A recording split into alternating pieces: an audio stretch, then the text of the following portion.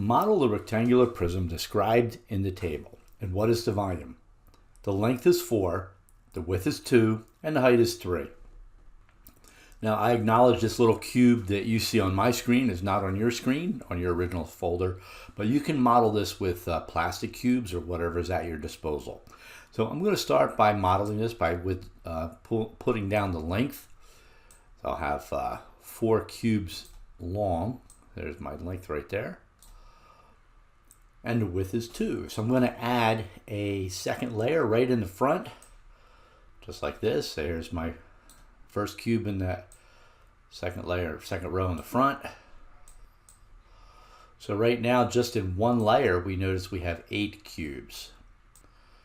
Next, we're going to build a height of 3. So I'll start with one row. I'll add my first cube in the second row, just like this. And again, I'm going to build a whole second layer identical to that first layer. Okay, so there's my 4 across the back. Let's pull that one back, line her up better. There we go. Do the same thing in the front.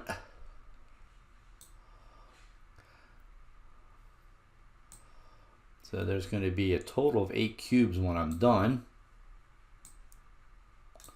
And then I'm going to add a third row across the top.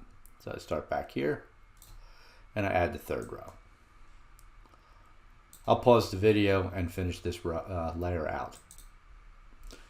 So if we're keeping track, I started out with 8 cubes in the first layer.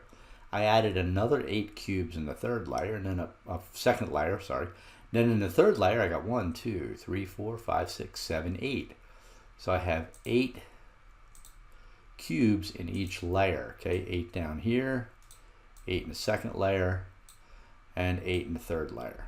Okay, now if you'll notice, okay, I take 4 times 2, that's equal to 8, and 8 times 3 is equal to 24. Notice I took the area of the base and multiplied it by the height, and that gave me the total number of cubes of 24 cubic units. So the correct answer is D.